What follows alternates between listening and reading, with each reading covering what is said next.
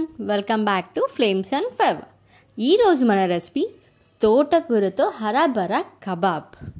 మరి దీనికోసం ముందుగా కుక్కర్లో 4 ఉల్లగడ్డలు వేసి 1 కప్పు వరకు బఠానీ, కొన్ని నీళ్ళు, అలాగే కాస్తంత రాళ్ళుప్పు వేసుకొని మూత పెట్టేసుకోండి. ఇప్పుడు 5 విజిల్స్ వచ్చిన తర్వాత ఓపెన్ చేసుకొని ఉడికాయో లేదో ఒకసారి చెక్ చేసుకొని పక్కన పెట్టేసుకోండి. ఇప్పుడు వేడి వేడి నీళ్ళల్లో కాస్త కట్ చేసుకున్న తోటకూరని వేసి బాగా ఉడికిన తర్వాత తీసి వెంటనే చల్ల నీళ్ళల్లో వేసుకోండి. అప్పుడైతే ఎక్కువ ఉడకకుండా కరెక్ట్గా ఉంటుంది.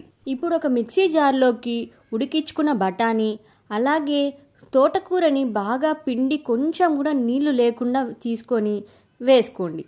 దాంట్లోనే కాస్తంత పుదీనా, కొంచెం కొత్తిమీర, మనం తోటకూర వేస్తున్నాం కదా, కలర్ ఎక్కువ రాదు అందుకు వేస్తున్నాం. అలాగే 2 అల్లం వెల్లుల్లి వేసుకొని మెత్తటి పేస్ట్ లాగా చేసి పక్కన పెట్టేసుకోండి.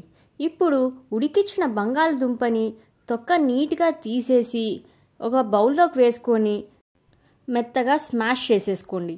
దాంట్లోనే మనం పేస్ట్ చేసి పెట్టుకున్న తోటకూర బఠానీని కూడా వేసేసి దాంట్లోనే ఒక చిన్న కప్పు కార్న్ఫ్లోర్ కానీ రైస్ ఫ్లోర్ కానీ వేసి కొంచెం ఉప్పు, కారం, గరం మసాలా, ధనియా పౌడర్, జీరా పౌడర్, చాట్ మసాలా అన్నీ వేసుకొని మెత్తటి పేస్ట్ లాగా అన్నీ బాగా కలుపుకోండి.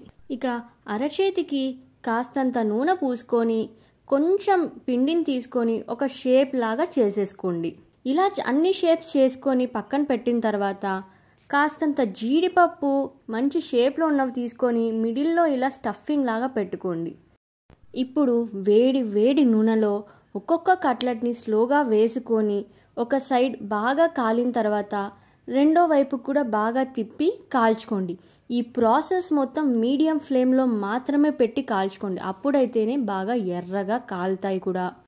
ఇలా 2 సైడ్స్ బాగా కాలిన తర్వాత అన్నీ బయటికి తీసుకొని సర్వ్ చేసేసుకుంటే మన తోటకూర హరాబరా కబాబ్ రెడీ.